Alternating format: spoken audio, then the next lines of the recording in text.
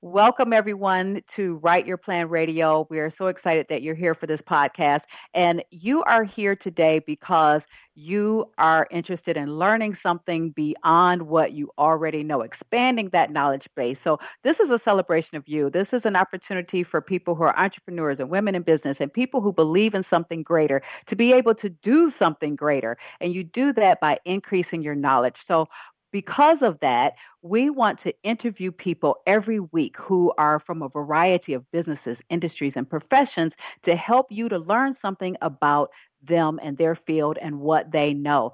And also, we're going to learn a little bit about their journey because I think that learning the journey that a person is on is really inspiring. So, today, I'm really excited to welcome back Pearl CHIARENZA, who is the founder of Women's Successful Living and Bodyworks Health and Wellness Center.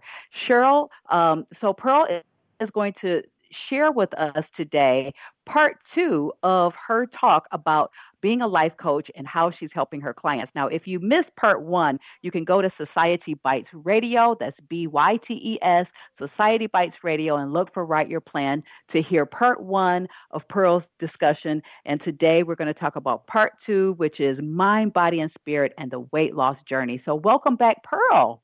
Hi, thanks. I'm so excited to be back. Yes, it's so exciting to have you back. So let's begin with, first of all, sharing with people a little bit about you, your background, how you came into this space of where you're working now, and then also share your contact information so people will know how to reach you. Awesome. So my name is Pearl CHIARENZA, and my journey with my weight loss is really what started me on everything. And so I moved down from Virginia 12 years ago here to Florida, and I had a complete hysterectomy at an early age of 40. And so it spiraled me to everything, all the menopause, everything that happens. And so when we arrived here, my kids decided they did not like it here in Florida. They missed their family at home. We had done everything you're supposed to do when you're looking at a neighborhood. We drove the neighborhood morning, noon, night, weekend. And there was tons of kids in the neighborhood. And we're on about an acre and a half of land. So we're so excited for the space. And when we got down here with our kids, there was 3 kids in a neighborhood, 2 of which were my own. And I was like, where are all those kids from? Well, Florida has this crazy thing called the Fair Day, where everybody gets off to go to the fair, which I think is wild. Okay. So Grandma and Grandpa were babysitting all the kids at the time we were looking at the house on Fair Day. So that's why there were so many kids here. So we moved here it was just crazy. So we arrived here and that happened. My kids weren't happy. And then shortly after we moved here, my parents decided they're going to divorce after 43 years of marriage. So I was the oldest and I just, again, wasn't putting myself first. So I was taking on everything, all the emotions. So I started turning to food for help. I used to tease my friends in Virginia when they would excuse me, so sorry. I would tease my friends in Virginia when they walk to the bus stop in their robes. I used to say, "What are you doing? Kids must be crazy." I found myself driving my kids to the bus stop, feeding them a Pop-Tart in my robe. I had to call my girlfriend in Virginia and apologize.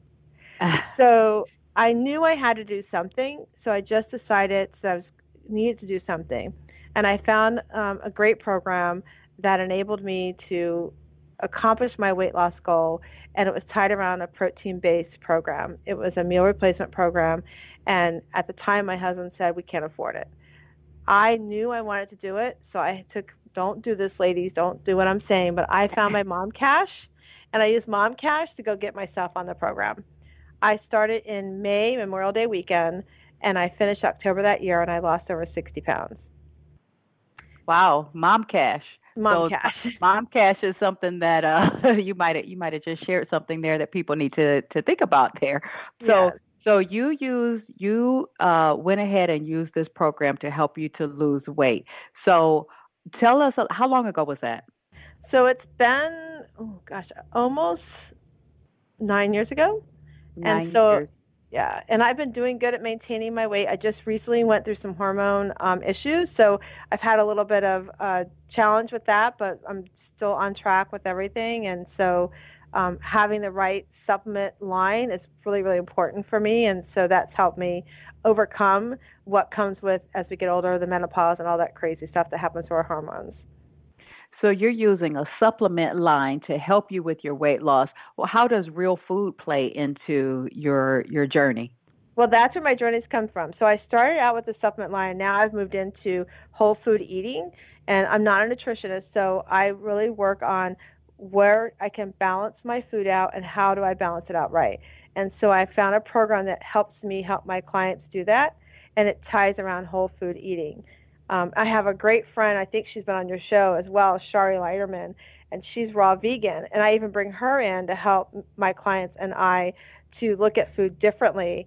And so I'm always finding ways to empower my clients to look at food as not a source of bad, but a source of good. And how can I lose weight with it? So if a client comes in and works with me, they have a choice between both programs, but I always lead them down the path of trying to get to the whole food eating, because I believe it's about making choices and that enable you to have a lifetime success.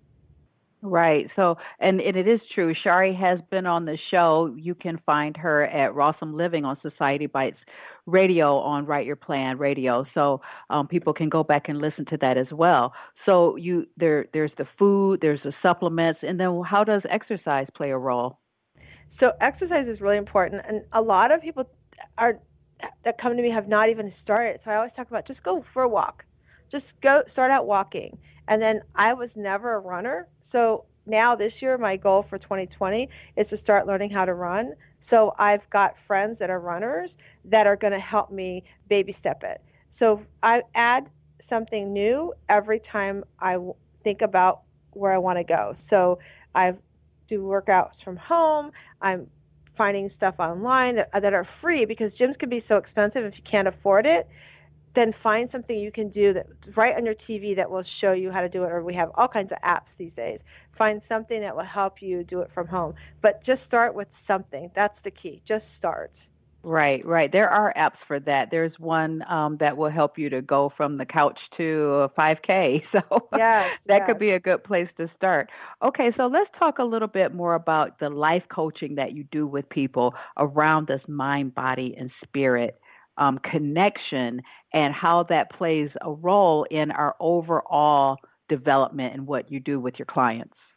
So as the last podcast we did together, I shared how would have clients come in and they would sit on my chair and we would talk about tools.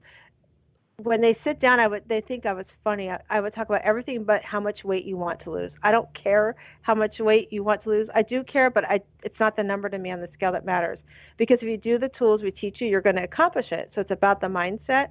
So as I was working with clients for the weight loss, they started seeing the success we were having by the mindset. They would then refer their friends to me, and I wasn't certified at the time for life coaching, so I would just go have coffee with them. And then I realized I started having a lot that wanted just a life coaching and the mindset, and how do I, accomplish a goal I have, or how do I take things up from my vision board and make that happen? So I went and got certified through a place called P4 Coaching in North Carolina, and I started doing life coaching. And the thing you have to remember with a coach, everybody needs a coach, whether it's a personal trainer coach or a mentor coaching, everybody needs a coach, and a life coach is a great coach to have, because the thing to remember when I approach coaching and that with my clients is that you're the only person in the entire world that really knows what you need, but you have to need help uncovering those needs. So I help bring that to fruition, but it's not easy work. And I don't want you to look at it like it's, oh my God, I got to do homework. I make it fun. So I help my clients with their deepest thoughts, their fears, their passions, and to bring that to the surface of consciousness. So we do things like sorting it out, putting it on paper. I had a client one time with her weight loss. I said, so what, you're going to lose the weight. What do you want? And she was in her late 50s, early 60s, and she's been divorced 10 years. She goes, I want to meet a man. So I told her, I go, okay, tonight you're going to go home, and next week when I see you, I want you to bring in a picture of what he looks like. I want you to tell me what he does. Has he been married before? Does he have kids? What are his ethics? Is he healthy? Is he not healthy? What are his hobbies? And she looks at me like, what? I'm like, yeah, you're going to meet him, so we need to know what he's going to look like. So I help you bring it from what's in your conscious and bring it out. I'm not going to tell you what you need to do. I want you to search for it because you have the answers, but we need to do the things to help strategize and help your desires and tap into that so we can deliver it to you. That's really interesting. I've heard a lot about life coaching. It seems like there are a lot of people, I guess, that are pursuing that as a career, but it's really interesting to hear you break it down in terms of what that really means and how everyone needs some type of a coach and someone that they can go to that's going to help them to sort through all of the thoughts that are in their heads and to help them to organize them so that you can move into a positive direction, because I think sometimes life can just get a little overwhelming and you put yourself on the back burner. So when people spend time with you, I see that you have them doing some journaling and the manifestation assignment like you were just discussing, even coloring. So how does that work? So it just depends on what their personality is, what they're open to for homework assignments. So we tap into, a lot of it goes back to what is their vision and their goals. Some of them don't have a vision board. So we might do a mini vision board, just concentrate on what do they want to do in the next month. And instead of, because it can be too overwhelming to go, what am I going to do this year? So we break it down to baby steps, and then we talk about what it is they want to achieve, and then I give them homework based on what they know they want to do in the next 2 weeks. And it starts with a lot of it is journaling as well. I believe in journaling and talking about your feelings. And I tell everybody, put a journal. You don't have to write in the same journal all the time. Put a journal in the kitchen, put a journal in your bedroom, put a journal in your bathroom, put one in your purse. Because especially like if it's weight loss, if you're going to go try to eat something, typically you're not hungry. It's just stress is what you're turning to food for.